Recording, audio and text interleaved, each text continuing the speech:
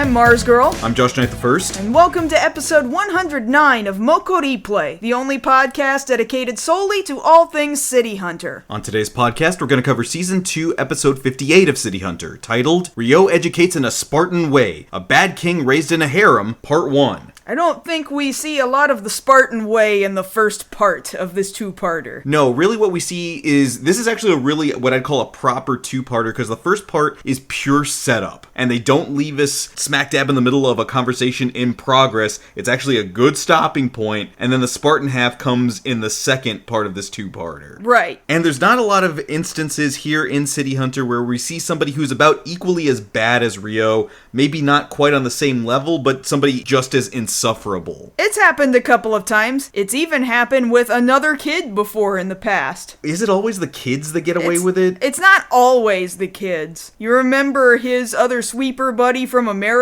He was also pretty bad. Robert? Was that his name? I know he's Mick Angel in the manga. Yeah, Robert. Yeah, Robert. Sure. That guy. Yeah, but we'll get to that here in just a little bit. So, quick note before we get going with the episode here. So some of you have been asking over on Twitter if we've heard anything yet about Angel Dust getting released over here. No, we haven't. We're still waiting just like everyone else. I promise you, when the internet finds out, we're not gonna be the first people you hear about it from. But we will do our best to be the loudest. I mean, as loud as you can be when maybe a couple dozen people listen to the show. I think you said when we went over the numbers, it's like 50 people. Just on Spotify, yeah, maybe. If you're listening on YouTube, we don't know how to count that as well. No, we know how to look at numbers on YouTube. That's we thing. do? Yeah, we can look at numbers on YouTube. That's a thing we can do. Oh, okay. I didn't know. Yeah, you have a YouTube channel. You know this. You know how to look at numbers on YouTube. You know I don't look at that anymore.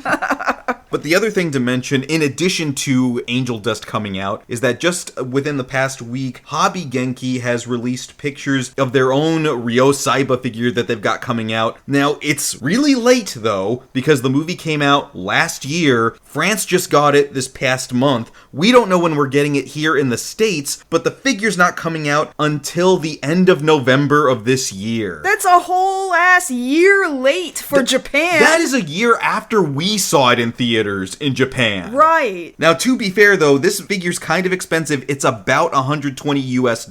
Eee. But this is a nice figure. It looked like he had some ab crunch. He's got a double ab crunch. He's got at least 4 different faces and swappable hair. Look at the hard eyes. Yeah, he's got hard eyes, he's got serious face, he's got happy face, and he's got Mokkori face. Yeah, there's a lot of things he can do. Does he come with that stand, or you gotta buy that stand separate? I think he does come with the stand if you get him right now. He is up for pre-order over on Hobby Genki. I mean, I could see myself getting that one. Wait, that jacket's not cloth, is it? It is cloth. Damn it. Well, it's to allow I hate it. Well, it's to allow for a lot of the dynamic posing that they've got going. Now, I've seen a lot of toy circles show how you can fix stuff like this. Like, especially lately when the Shin Kamen Rider Fig Arts came out, they had cloth jackets, so a lot of people had to figure out how to work around those. You can work around this jacket. Because cloth jackets never look good, because I understand, you're trying to make it look like real clothing. Yeah, but it just looks like Barbie doll clothes. That's always how the cloth jackets look. Admittedly, in 2 of these photos, yeah, it does kind of look like just a bundle of cotton. Yeah. But in some of these, it's not so bad. Like when he's posed here on his knees with his gun drawn. I would almost just leave him without his jacket, quite honestly. Which is fine. I mean, he does look good without it. He does that sometimes. He's got the good rolled up sleeves. They didn't make him too large in the bicep area. Yeah. Even though in some drawings or in some shots, he does have huge biceps. Sometimes. Occasionally. But yeah, I absolutely see myself throwing down money on this. Maybe not the 120 right now. Sure. But I mean, if Hobby Genki takes like payment plans, I'll do it. I mean, I think you can find a deputy service that would help you do that too. Now, the only other thing that would inhibit me from wanting to get it right away that a lot of people brought up when this toy was announced is the question, well, is this the only City Hunter figure figure you guys are doing. Is Kaori on the way, or are you guys going to do any other of the characters? Are you going to do Umibozu? Are you going to do Sayako? I mean, we don't know anything, right? No, we haven't heard anything, unfortunately, but I would like a full set, at least a Kaori. Ryo's a good start, though. He is a good start. But I think it was, what is it, Good Smile? They're the ones that do Nendroid, right? Yes. You remember when Shinjuku Private Eyes came out, they did do a set of both Kaori and Ryo. They did, yeah. For them. And those were nice figures, but I can't hardly find them anymore. I mean, it has been like 5 years since that last movie, right? I believe so. We're coming up on it. At least 4. And those came with a lot of nice accessories, too. Well, maybe we'll hear more about that, and hopefully actual news about the release of the movie soon. I don't know. We'll see. But for right now, we'll go ahead and continue and talk to you guys about this new episode, starting off here at the beginning with Ryo dreaming of, wouldn't you know it, women. That's par for the course. He's done that before. We've seen him climb up all over giant women in his dreams. You know, this is normal for him. But here in the dream, I wonder how much of this is like influence, like he's having a waking dream, like he's only half asleep. Yeah. Because in his dream, he sees a butt. I mean, amongst these other women that he's chasing around, he sees a butt swaying back and forth. And he's like, oh, that's my type of booty. Ryo gotta have it. And he reaches out for the butt in question, and he actually grasps the tush. Grasps. That's what I meant. Grasps. That's the word is grasps. He grasps the tush. There's a real tush there. Ryo is sleeping on the couch, and Kaori has been vacuuming the apartment, the living room. Yeah, and she's just within reaching distance, and it turns out, like, I guess he had his eyes, like, half open, because the butt he saw is the butt he grabbed, and it's Kaori's. Now, mind you, he says in his dream, like, he's somewhat cognizant, that's my type of booty. And this isn't the first time he said how much he likes Kaori's butt. Yeah, and Kaori is shocked by what has happened, but the tone in her voice is kind of oh, it's finally happening. At long last? But unfortunately, the mood is ruined when Ryo just goes, oh, I was dreaming. Damn. To which Kaori kicks him out of the apartment and into the hall so that she can finish her vacuuming with a kind of statement that comes off like, well, God, if you're gonna grab my ass, you could at least mean it. Well, what she actually says is, if you've got time to nap, you've got time to go look for work for us. Yeah, it's like she's playing it off. She's making him go do something, but her tone is very much like, he could have at least meant it when he grabbed it. Yes. Like, if you're gonna do it, don't touch me unless you mean it. Sort of thing. Yeah. And even then, that's got its own, that's a bag of worms. Well, we all know. We know. Everybody who's been watching, we all know. No, we know what's going on. And for some reason, as Ryo's been kicked out into the hallway, there's a little boy out there. And he's dressed really royally. Yeah, like straight up the prince from Cinderella is what he looks like. And he's got an old man with him, who I'm assuming is his butler or caretaker or, you know, General Alfred type person. Old man, caretaker guy, dude. And for some reason, Sayako's with them too. Everyone is here! No, just these people. No, they're everyone right now. And so we get introduced to Prince Nalio of the Founde Republic. So where is the Founde Republic, Josh? I don't have a damn clue. We have no idea where this is from. I thought it was the Middle East from what I was trying to remember from the episode. Because they always put it in the Middle East, but they didn't give us any indication what part of the world this country is. Well, because he's a little, like, Caucasian-looking boy with blonde hair, but from stuff we're gonna get later, he's talking about a harem, and that only works in the Middle East and Japan, so somewhere in between there? I don't know. Somewhere in between? That's a lot of distance, That's Josh. a lot of country. I know. That's a lot of the globe that we could potentially put the Founda Republic. Well, unfortunately, looking at the map, I have not found where it is.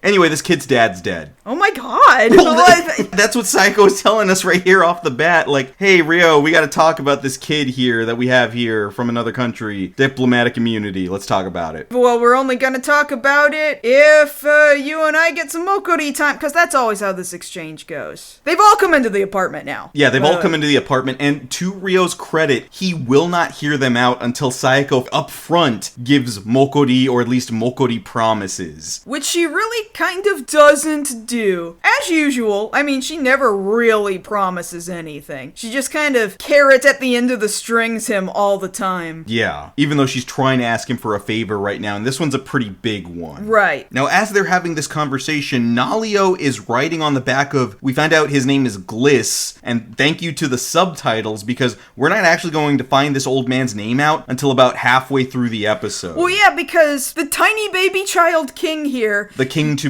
who we find out kind of late in the episode, he's something like 8 years old. Right. Every time he refers to the old man, he just calls him G, or like, it's kind of a gramps, kind of, hey, old dude. Like, he's not calling him by his name, he's not calling him by his title, his position, or anything like that. He's kind of rude about it, honestly. Which is more or less the characterization of this kid. This is a rude, bratty kid who has not had any sort of structure or discipline in his life. And why should he? He was the son of a king, and he just became a king, and he gets whatever he wants just based on his position. But right now, he's literally riding this man's ass. Like, he's treating him like a pony. The old man, yeah, the grandpa dude, Glees. Take me through the house, old man. I want a pony ride. This guy's like at least 60 years old. Yeah, this is a gray old man. And he's committed to it. Whatever this position is that he's got, I think I'm just going to call him his retainer. This dude is committed to the retainer position. He will be at this kid's beck and call no matter what. Right. He will make excuses for this kid. He is an extension of this kid's will. And so as Sayako is trying to explain to Ryo what has happened, dude, like, puts the kid down for a second and is like, oh, let me fill you in on what happened here. So apparently we have learned here that the brother of the king, which would be Nalio's uncle, was involved in an assassination plot that got the king killed recently. So, like, we're imprisoning the guy, right? No, apparently he's out running wild. We are dealing with a very Lion King situation here. Except in the Lion King, Scar got away with it for like years. Nobody knew he killed the king. But we know right now that this kid's uncle killed the king? But Ryo brings up, oh, well, you wouldn't be coming here if you guys didn't have any evidence and you couldn't put it on him. So far they can't prove he did it, but they're pretty sure he did it. Oh, that's true. That did happen, yeah. And so apparently that country, the Republic of Founda, is rich in minerals, and the king only wanted to use the mineral mining for good purposes, which never happens in any other country.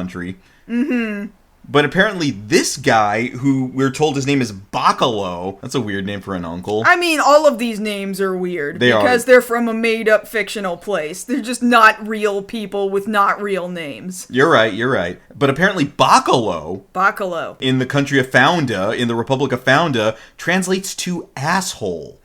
Okay. Because he wants to use the money for selfish gains, which is actually more accurate to anywhere that mines any sort of mineral in any other part of the world. Yeah, I mean, usually you would expect the leader of a country to do that. You would expect that, yeah, you're right. And so both Gliss and Sayako are making this plea to Ryo, please, can you help protect this kid? And Ryo's like, hell no. I don't want to take care of a little boy. I don't do that. I am not a babysitting service. This is not the first time he has said something like this. Mind you, he always recants at some point, but I don't think he's recanting in this episode for the same reason he recants for other children. No, he doesn't. And eventually he does end up doing the right thing. He just doesn't necessarily start doing it for the right reasons. Right, I would agree. It's definitely not because he's got this soft spot for a kid and he knows it would be the right thing, because this kid does not in any way prove that he is a decent human being. No, this is just a bratty kid. And to prove that, we hear a scream from the other room, or really from the floor beneath them, because Gliss, Sayako, and Ryo are talking in Ryo's apartment, and now the kid, what I say his name was Nalio, has wandered down into Kaori's apartment where she was cleaning. And for that reason, we've entered this apartment and Kaori is the one screaming. And it's because Nalio has just rummaged through all of Kaori's things. He's wearing her bras, he's put on all of her makeup, and now he's standing over her in the middle of the living room with a bathroom scrubber in his hand, and he looks like he's entered his Joker phase. Kaori is so upset. Like, I don't know if he's come up and assaulted her, if she's just scared of him because he's rummaged through all of her stuff and used up all of her makeup. Which is kind of weird for the whole depiction of Kaori in this episode, is that she's very like, oh no, I can't believe he's done this, like the whole episode. Like, you could try to discipline the kid a little bit. I mean, he is a child. Of course, I could believe he's done this. 1, he's a child. 2, obviously we know why he's like this. Why has he ever needed to be disciplined? This kid hasn't ever needed to be disciplined. Like, at the very least, speak to him sternly, which, for whatever reason, I guess it's for story reasons, Ryo is the only person to do that. I don't know. Men reasons, I guess. I mean, I don't know. There's a little bit of misogyny written in this, in the subtext. Yeah, maybe, perhaps, probably. And speaking of weird things, it's kind of funny to speak about here that the style of the art in this episode is not the same as other episodes of City Hunter. No, every so often, we really should go and look up, like, hey, who was the lead animator on this particular episode? Like, who was the head animation director this week? Because it changes sometimes from week to week, and this one, it's hard to describe the art style because sometimes it's really manga-like, and then other times it has little hints of Akira Toriyama in the face, like in the eyes and the nose and stuff. It's really hard. I saw it in the mouth in some of the big scenes. Yeah, sometimes in the mouth. It was really hard to pinpoint. Like, maybe this guy worked under Toriyama or at Bird Studio at some point or something on Dragon Ball. I don't know. It's weird. It's just, you notice that the faces aren't quite right. They're not wrong necessarily. It's just that the angle of people's faces aren't the way we're used to seeing them. All of them are kind of weirdly shaped. Their faces are all kind of a funky oval shape. Yeah. And that continues through, like, it starts off around this scene right here, and then it just grows as the episode goes on. And mind you, there's nothing else, like, wrong with the episode. The pacing is about what you expect out of the episode, and I'm pretty sure it's based on actual manga chapters, so it's not like it moves progressively in a strange way. It's just these faces. It just becomes very noticeable. Yeah. But like we were saying, Kaori is on the floor here asking for help, and so Gliss sees that, all this makeup is on the prince's face, or the would-be king's face. He's like, sire, we have to bathe you. He's like, no, I don't wanna. I'm a kid. I can do what I want. And they're like, no, we have to get this makeup off. Well, I'm not gonna bathe unless Sayako comes in and bathes with me. And Sayako's just like, oh, I don't know what else we're gonna do. I guess I'll go have to appease him. He's just a kid. No, he's 8. We stop that at like 3. Okay? I'd say max 5. Yeah, 5 would be,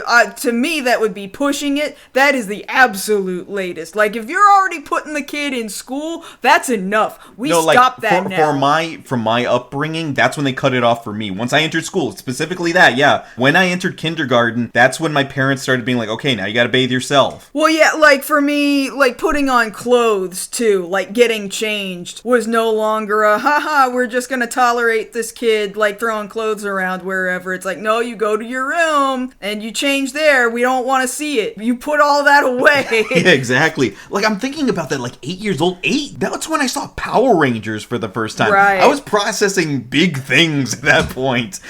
And, like, this kid acts like he's 4. Yeah. So in that regard, he's a little underdeveloped. That's the way it comes across. Well, socially, for sure. Socially, yeah. I don't necessarily think he's stupid. I just think he's acting the way he's been treated his whole life, that's all. Like, his environment has made him ignorant. Right, exactly. And so hearing that Sayako is just going to relent and be like, okay, I'll take a bath with this 8-year-old, Ryo's like, excuse me, what? You just do that? You get to do that? How do I get in on this? Is there a Groupon? Like, I would like to be involved. I would like to see also, it's the boobage. It's 1989, what's a Groupon?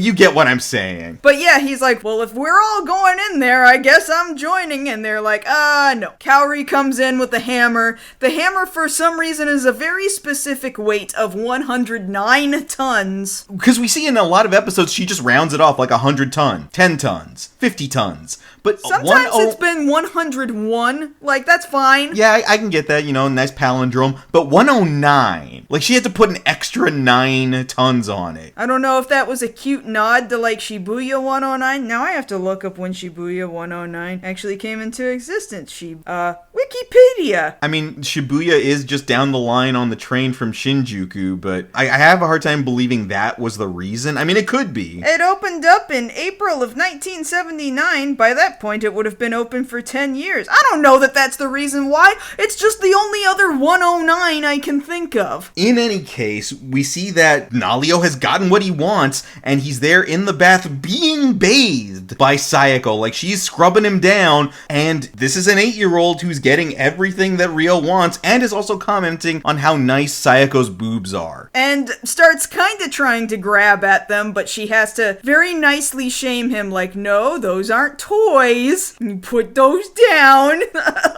Mind you, Ryo's on the other side of the door like, I want to see! You sound exactly like our friend Woody right there. That's actually what I was going for. Yeah, that man also watches a lot of porn. But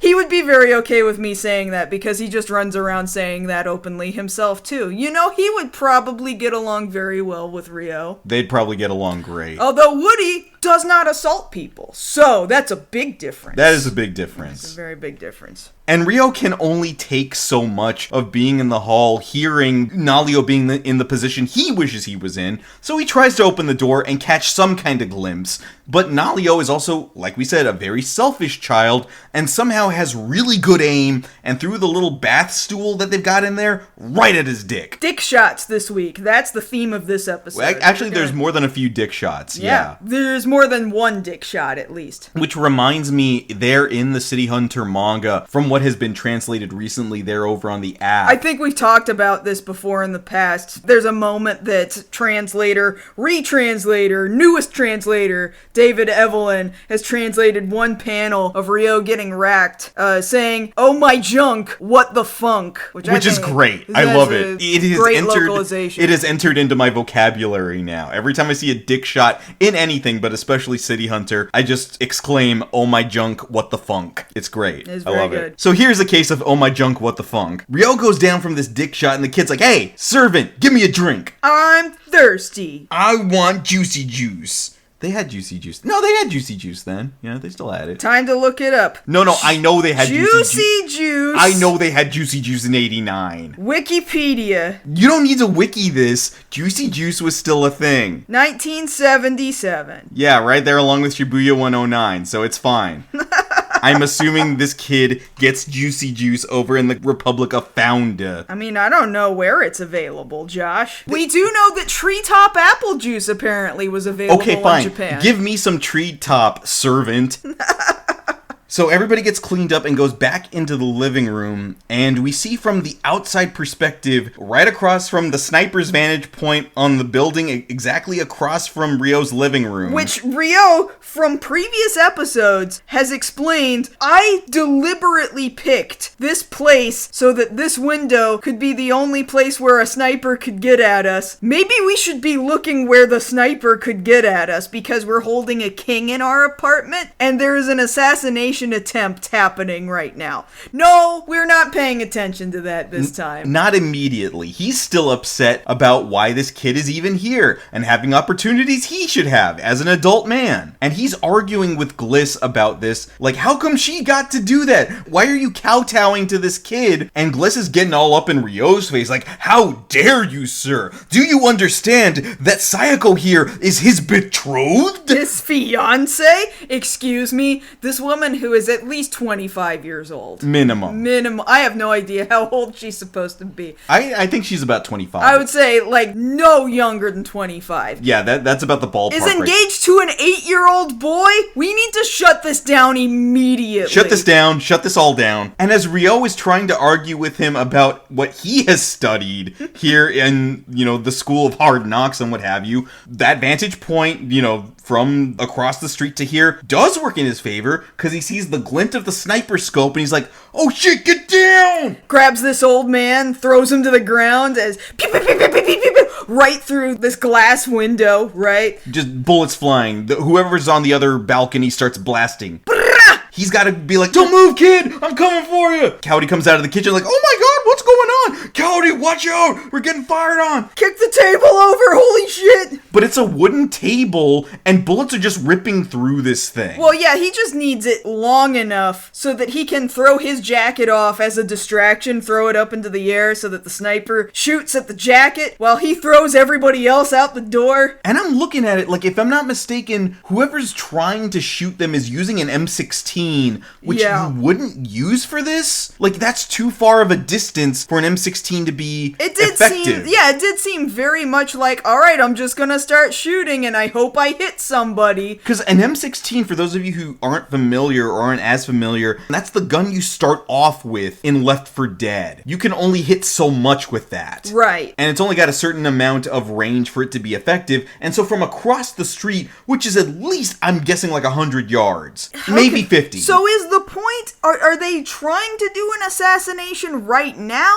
Or are they just trying to scare the shit out of everybody? It would effectively be the latter, because if you were going to do an assassination, like we've seen in other episodes, use an actual sniper rifle. Right. So I don't get why they're using the hardware they're using. They're bad at this. I don't know. At this particular part, I guess. But it is worth noting that this is a woman trying to snipe at them. There's a lot of women like that in this episode. I imagine we're going to learn more about that in part 2. But we're going to learn more about that in part 1 in a few minutes. Well, yes. So now the action moves over to Kodama Hospital, where Gliss is now laid up in a cast for his right leg and his left arm. Mind you, I never saw him get shot in that last scene. No, my assumption was just like, oh, well, he's an old man, he got thrown around. I imagine, like, oh, maybe he kind of splintered a leg and an arm or something and all of that, you know, like, that could be reasonable. No, I don't think he was shot. He wasn't shot. Yeah, I never saw anybody drawn blood. Like, people have gotten shot in this show before. Oh, sure, yeah. But here I'm like, wait a minute, I don't know about that. Either way, he's in bed right now, in a hospital bed. All laid up. Sayako's there, Ryo's there, and both Gliss and Sayako are going back and forth in this kind of song and dance of,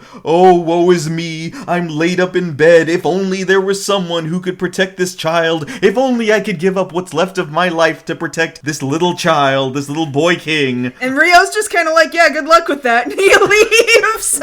He's like, well, it's not gonna be me. And we find out that Gliss is faking it. He just takes off the cast, and he's like, what am I even doing this for? Did we go too hard? I think we went too hard. Maybe we'll just put the cast on for a little bit longer. Slides it back up his arm. And so Ryo's like left the hospital. Like, Cowdy's back at the apartment with Nalio. Ryo's on his way back to the apartment, and Ryo's just driving on the highway like, oh, these damn foreigners, they're trying to drag me into their stuff. I don't even know where this republic is on the map. Hey, what's going on here on the side of the road? He didn't say any of that, by the way. I need to clear this up so that we don't make it sound like Ryo is xenophobic. No. He's just complaining about the situation. He's not even complaining. You can tell he's not happy. He's perturbed. He's perturbed, for sure. But he does see people on the side of the road, though. He sees ladies. He sees specifically one lady all the way down by the tire of this car and another lady with her butt sticking out, which is not entirely on purpose. She's just bent over also looking at the tire of this car. But how does Ryo not stop to try to help these ladies? And he gets out and he's like, hey, baby, need a man to help you change your tire?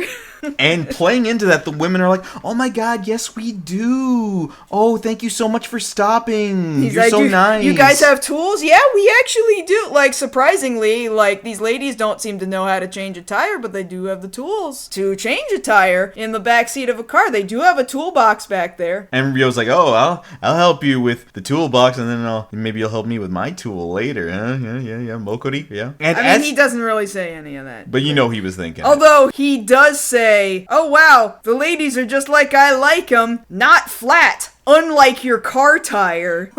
Which I think that was just a great translation choice on Discotheque's part. Yeah. Totally gets across his character. Good. And so when he goes into the backseat to reach for this toolbox, one of the ladies kicks him into the backseat and then locks the door on him. I mean, do we know that they locked the door on him? He could get back out. He's an adult. He's on the inside of the car. Well, closes the door on him. Unless it's got child safety locks. And Ryo's too stupid to understand child safety locks. Well, stupid sweepers need need the most attention, Kaylin. Which is why we're gonna give him more attention with another lady driving up in another car who looks a lot like Kaori except with a tan. Yeah, I know. It looks like they borrowed, like they ran out of character design people that week, and they're like, we need another character to shoot at Rio here. I don't know, just borrow Kaori's design. Make it Kaori with very much brown hair instead of reddish brown and slightly darker skin. It's Aloha Kaori. A little bit, yeah. Also with a gun. With an Uzi. An Uzi, very specifically, because Kaori doesn't usually use an Uzi.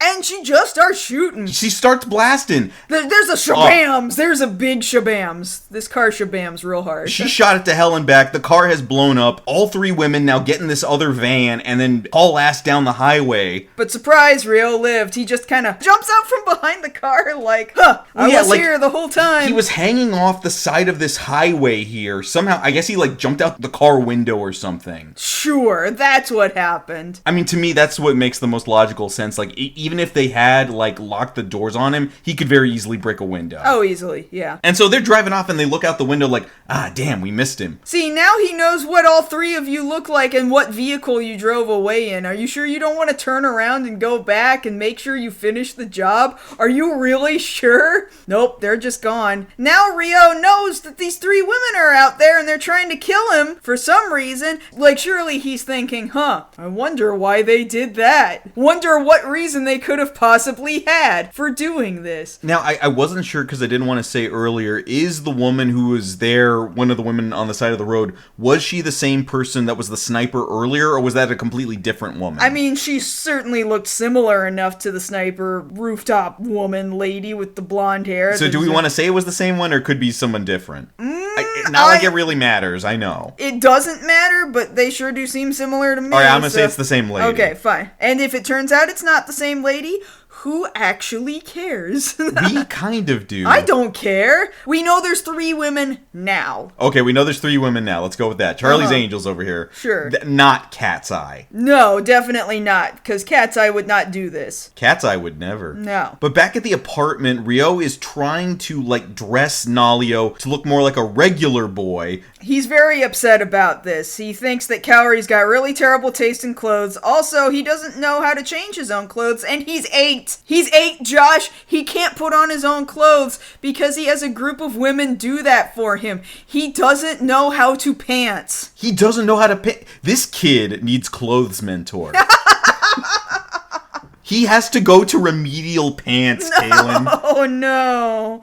Oh, no. His first day at clothes mentor. Hat goes on foot. Because he's not stupid, but nobody taught this child how to pants. No one taught him how to pants.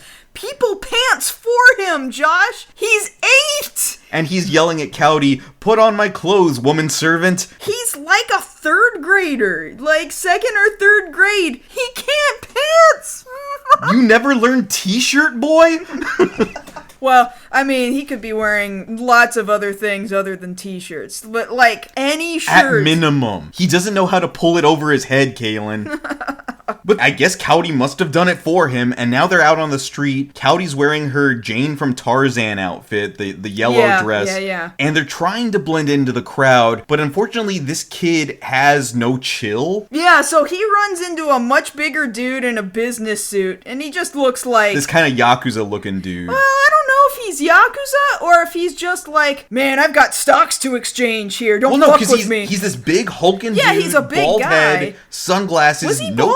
He was bald. Sunglasses, no for tie, sure. but button-down shirt and a blazer, so he kind of looked a little Yakuza-coded to me. A little, but he's kind of between the Yakuza and a guy who's gonna go work at the bank. Like, he's somewhere between the two. Like, the guy looks like he's got money. For sure, yes. And the guy's like, "Hey, watch where you're going, kid." But then the kid, like, steps to this guy. Like, the guy would have been willing to blow it off after saying what he needed to say to the kid. But kid over here is like, "Excuse me, I'm a king, So you need to watch where you're going. Also, hey, why are we not cutting his head off? And now this guy is like, this kid just said what? And this dude looks like he wants to fight the kid, which I get. And Cody's like, no. She's trying to defuse the situation. No. He's young. He doesn't know any better. I'll discipline him later. My bad. And he's like, yeah, you need to hit him a few times. And she's just like, yeah, we'll talk about doing that. But I can't do that because he has run off. But also, like, don't hit your kids. Like, yeah, don't hit your kids. Don't do that. We don't want it to sound like we're condoning that. He needs discipline. He doesn't need corporal punishment. I'm just saying that's definitely the attitude that guy had. Yeah, for because sure. he's a big dude you're lucky that he took as much shit as he did. From an 8-year-old. Right. And so now Kid is going full on into the fish out of water trope with the I also don't know the concept of money trope. This kid had better learn the concept of money because he's about to run a country and he needs to understand his country's money. Right now, he does not understand ice cream. Well, no, that's the thing. He doesn't understand the concept of goods and services being exchanged for currency. Yeah, we're doing the Jasmine and Aladdin thing of, I found an apple and I think I just eat it because it's there. Which again, that coming to mind too. We've gone from Lion King to Aladdin now. So it's on some other part of the world where those Disney movies happen that this kid's from. Sure, but this kid happened before those movies did. Oh, you are right. But not by much, mind you, because Aladdin was 1992. It's like a 3-year difference. It's not that much. It's really not that much. It's crazy when you kind of picture both of these things in your head. City Hunter looks so much older in your head than Aladdin does. But it's not. It's a 3-year difference. It's only 3 years. That's not hardly anything. I know. It's 3 years that this kid could use to learn pants. And currency in exchange for an ice cream cone. Which is the problem we're having right now. He's gone up to an ice cream vendor and he's asked for an ice cream cone and then he's just walking off with it. Which, we're lucky that Cowrie figured out, oh god, there he is, he's way over there. Oh, sorry, my god, because this guy was about to jump over his own counter. Like he's running one of those little trucks or whatever. No, he's got a little stand. Like a stand. But he doesn't go out the back where the entrance or the door is in the back. He's just gonna leap over his counter. And having to get at this child. And having worked the food counter and an ice cream counter before, that guy must have been having a day. If you're willing to go over the counter for an 8-year-old, that guy's had a rough day already. For an 8-year-old, and this cone cost like 220 yen. No, it was only 200. 200 yen. Like, not even $2. It's more in today's... Like, inflation makes it... Yeah, that's what I meant, inflation. I don't know, maybe it's like a $5 ice cream Okay, cone. fine. Let's max it out at $5. If you're willing to go over the counter for an 8-year-old for $5, you know he's had a shit day. Like, that was the last straw. Like, oh, this kid, I'm gonna let him have it. I'm gonna get my 200 yen out of this child. And thankfully, Cowdy's like, here's the money. Go, man. So we gotta wrangle this kid down, and now they're gonna sit in the park, and he's gonna eat this ice cream cone that he doesn't even know what it is. This isn't even a Rain Man situation where he doesn't understand the concept of how much value money has. He just doesn't even know what money is in the first place. Right. And here in the park, Cowdy's remarking to him, you're eventually gonna grow up to be a pitiful, useless adult. But the kid here, he's trying to cop to, I'm a king, I know how the adult world works, I know how things are, I know everything. It's like, yeah, that's spoken like a true 8-year-old. I also know how to deal with other adults. I know how to deal with women. I have a harem. This is what I do with my harem. And he just reaches out and grabs a boob. And Cowrie is obviously very upset. Like, no, we do not do that. And he's like, oh, yes, we do. Here, I'm gonna lift your skirt. On top of that, he's like, all the women in my harem love it when I do this. And I'm sitting here thinking, do they love it when you do that? Or are they concerned that you are going to murder them if they don't go along with it? Because you're the king. You already called for the guy you bumped into to have his head cut off. That's what I'm saying. Like, now I know that he just murders people.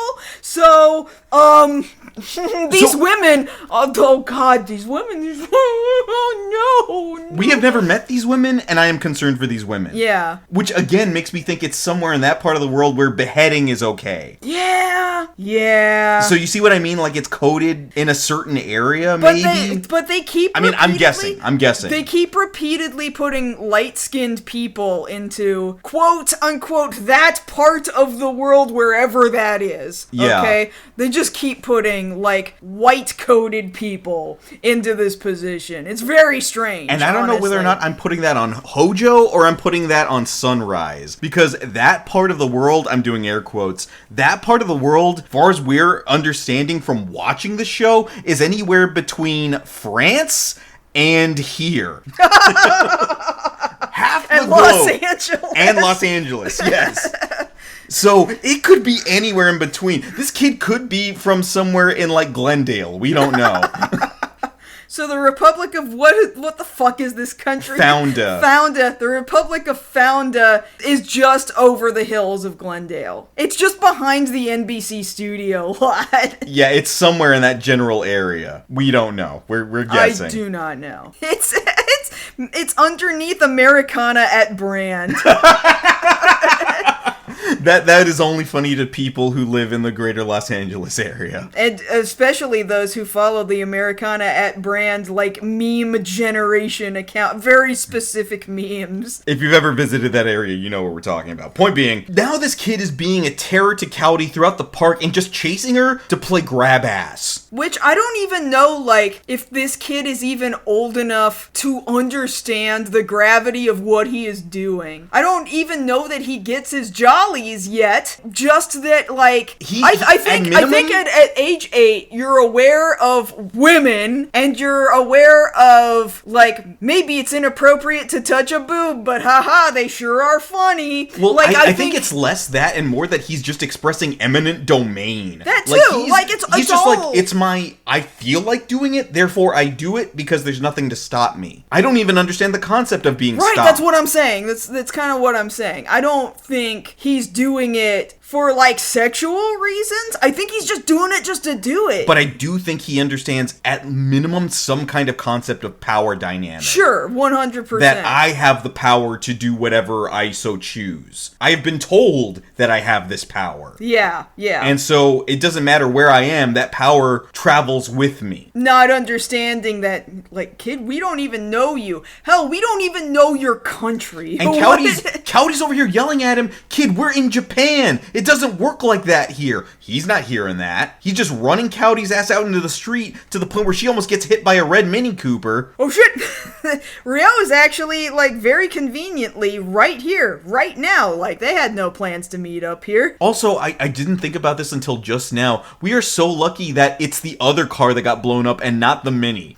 Yeah, that's kind of a funny thing. Like, you would think, maybe let's also finish off his car while we're at it. Right. Just on the off chance he survived, you know? But no, the Mini he kind of brushes himself off and he's like, well, I guess I'll keep driving. Yeah, I guess I'm heading back to Shinjuku. But yeah, he stops the car just in time to not hit Cowdy. And Cowdy's doing circles around the car like, Rio! Help me! Get this kid off me! He's assaulting me! And Rio's even like, assault? Like, we don't do that. He grabs this kid and I'm like, oh, now you're upset about the assault. Why? Because it was Kaori this time? I think it is. I mean, we don't really see a lot of hint at that, but I did think it was really funny that he responded to Kaori saying, I'm being assaulted with assault. like the first time Rio has ever shown concern in that direction for Cowdy. Like, no, if anybody's gonna do it, it's gonna be me. And Cowdy's like, damn right. Like, this is the subtext here. Sure. And I hate that this kid had enough wherewithal to be like, once Rio has grabbed him by the nape of his collar and been like, all right, you're gonna quit that shit. Kids like yelling out, help! I'm being kidnapped! These are my kidnappers, help! The faces that Kaori and Rio make here are the parts that look the most like, I'm like, oh my god, Rio, are you Gohan? What the fuck? Like, I was really confused. Like a very bean face, very wide, very early Dragon Ball. Yeah. By now, DBZ should have started. I guess so, yeah. So yeah, that early part of Dragon Ball Z too. Yeah. Of course, to the Japanese, it's all the same. We just call it Dragon Ball Z. Z. Well, no, by that point in the anime, they are making the distinction it's Dragon Ball Z. However, yes, it is qualified in Japan as the entire thing is Dragon Ball. Especially the manga, right? The manga does not make a distinction from Dragon Ball to Dragon Ball Z to Dragon Ball Super. Like, they'll write it, but, like, Americans don't understand. DBZ is not a separate it's all Dragon Ball continuity. It's all one thing. I don't know how to make you understand. Well, let's just focus on City Hunter. Thank you. Kaori is calming down the crowd, and... Because there's people looking over now. Well, yeah, because a child is screaming that he's getting abducted. But Kaori has to make everybody think, oh, well, we're just a family here with our kid, and our kid is he's just being a little asshole, just like his dear old dad right here. Ryo's like, hey, he's not anything like me. And the kid's like, Nalio's like, oh, the hell I'm not. Or, no, more like the hell I am. Yeah, it's more the hell I am. Either way, it's a nut shot. A second nut shot from this kid. So, oh my junk, what the funk. And this one seemed to hurt a little more. Well, he's kicked him. He's kicked him this time. Right in the nuts. And Ryo goes down a little longer, like, oh!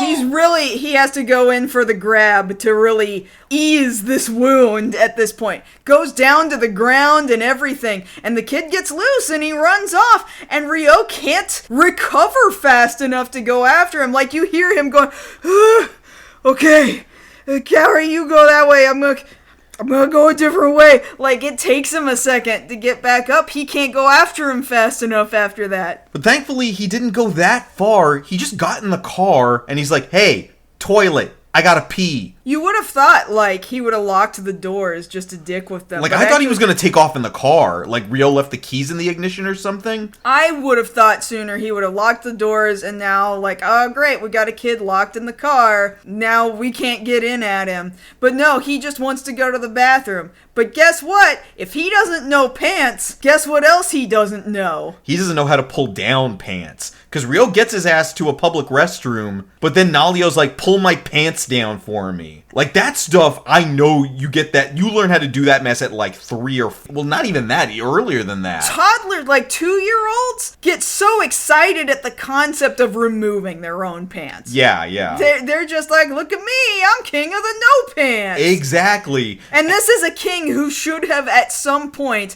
been king of the no pants, and he's never been king of the no pants? Not once. Like, this is like... Oh, I forget the name of the country from Coming to America, level. Yeah. It's that level of princely benefit that he's got from his, like, handmaidens or harem. Sure, Which he brings up to Ryo here, that, oh, you should be able to do that. My harem does this for me. And Ryo's like, excuse me, what? Little 8-year-old, you say you got a what now? He is so taken aback by this news, he immediately after he takes care of this situation in the bathroom, they haul ass over to the hospital. He's like, hey, old man Gliss, we gotta talk now. And then Kaori and Sayako are on just barely the other side of the room, like, I wonder what they're talking about over there. They're barely on the other side of the room. They're like 5 feet away. So I guess they're talking extremely quietly, which it doesn't sound like to me, but fine. And so Ryo comes in real close to Gliss's face and he's like, so I heard you guys have harems. Oh yeah, we do. They're just a group of women about 20 years old, all of them. And how many does he have? Oh, he's got like 100 of them. 100 women. Yeah. About 20 years old, all of them. Yeah. And they all serve him. Pretty much, yeah. And if I promise to help you guys out, can I have access to that? Oh yeah, anything you want, man. Sure, go for it. I'm in. Just don't tell Kaori. For the love of God, don't tell Kaori. Okay, yeah, you got it, man. And so now, having had this quiet conversation, he goes back over to Sayako and Kaori with all this bravado, like, listen here, ladies. I am a man, and as a man, I must take care of this young boy. And they're like, wow, what made you change your mind? Nothing. Other than being a man. It's just what a good man would do. And he's trying to be like, come to me, small boy, but at that very moment, a nurse enters, seemingly to give Gliss some medicine. And this nurse comes in and drops off the medicine and then doesn't try to administer it. She just puts it down and she's like, I'll be back. Like, here, you take it. A nurse that doesn't make sure that you take it? Sure, okay. And Rio is just like, hey, hot lady. You know, as Rio does. He likes nurses. And he starts kind of hitting on her, and she doesn't totally dismiss him. She's actually like, you want to do bad stuff? Come on, follow me, we'll do bad stuff. Because she wants to get him out of the room. Because the real bad stuff is about to happen in this room. Because she's hidden a grenade inside of his cup to drink his medicine with. And for whatever reason, like, Gliss doesn't reach for his medicine immediately. Nalio reaches for his medicine, turns over the cup, this grenade pops out, and Nalio's trying to reach for the grenade like, hey, what's this thing? Because again, if he doesn't know pants, he doesn't know grenade. He definitely has no idea what grenade is. And so Rio is just like, oh shit! He definitely should have been more aware that a grenade was... Like, if he can hear a gun from about 3 miles away, he should have heard grenade. You're right, because, like, that's the thing that was weirding me out, is that he should have heard the pin already. Because she pulled the pin out in the hallway. Yeah. And right? she was just using the pressure of the cup to hold the lever in place. Right. And so when the cup dropped and the grenade fell out of it, that's when it sprung out. But yeah, Rio should have heard the pin. Rio turns around like, oh my god! Like, he can't believe, a grenade got into this room. And he has to real quick, like, grab it and throw it out the window before it goes off. Shabams! And I wonder if it's not just a little bit of Rio being like, oh, I f***ed up. He was distracted by a lady. Like, legitimately distracted this time. I mean, the lady was acting like she was actually gonna give it to him, so, you know, that's new for him. I mean, I guess you're right. And now that the grenade has gone off and he's like, shit, I messed up. She almost got him. Now he's, like, shifted modes here. He's like, come with me, boy. Come with me, small child. We must train in the wilderness. What? Let me go. I'm a king. You can't do that to me. And he's like, shut the hell up. We're going. Get in the car. And, like, Rio, all the chill has left him now. And Gliss is like, no, what are you doing to my little king there? And Psycho's like, no, he's got this. Let him go. Yeah, Psycho trusts him. I mean, she's manipulated him into doing this shit enough times, but she knows. And we end on a still shot of them leaving the parking lot of the hospital, and they're heading out to parts unknown. Driving away in the Mini Cooper. It's an okay shot. I mean, hospital's not like a cool looking locale, but it's a good piece of art, I guess. At least ending the episode here, it feels like a very definite a very definite stop. Sure. Like, we're not in mid-conversation. This is a good place to leave it off on. I agree. Yeah, like, that's the end of the episode, and it just felt like this episode was so long. It did feel kind of long. So much stuff was happening. It wasn't bad. It just did feel to me like, and maybe that was because I was kind of tired, but it did feel like, wow, this is still going. Like, we're still doing things. Well, no, because you look at the amount of notes I take per week, and it took up the same amount on the page, but everything's more condensed in my notebook here. Okay. Like, there was a lot going on for just, 20, 22 minutes of runtime. Right. But, again, it's not the worst episode of City Hunter I've ever seen. It's a decent one. Like, when we came back up on this in the preview last week, I'm like, oh, very easy. I remember this one. I remember a good chunk of it, yeah. And I do also kind of want to bring up, we're getting up to the point where after next week's episode, immediately after that, finally came the first City Hunter, animated film. Right, which is 357 Magnum. So are we deciding, once we wrap up this two-parter, are we going to go ahead and jump into 357 Magnum? Because that was the order of release. Well, it came out between this two-parter and the next episode that comes after that. Well, that's what I was trying to figure out, because we're so close to the end of the season. I know. And it wouldn't be too off-putting, I think, to just wait the handful of episodes we've got left to then cover 357 Magnum. I don't know, what do you think? We'll talk about it. Maybe we'll get some response back from some people. Yeah, we've got a week or so to think about it. Well, 2 weeks, I guess, give or take. This week and next week, and then whatever we do at the very last minute before releasing it, like we always do. We'll circle back around to this. So come back next time when we cover the 59th episode of City Hunter 2, Rio Educates in a Spartan Way, A Bad King Raised in a Harem, Part 2. And if you want to catch us outside this podcast, you can always follow us both over on most social media. I'm at JoshKnightTheFirst. And I'm at MarzGurl. Thank you all so much for listening to our 109th episode of MokkoriPlay. And if you don't come back next episode, Josh will never become great. What? I don't even know how to respond to that. Yeah, you're right. I'm sorry. Yeah, that's kind of mean. Okay, my bad. All right, I forgive you this time, but just this one time.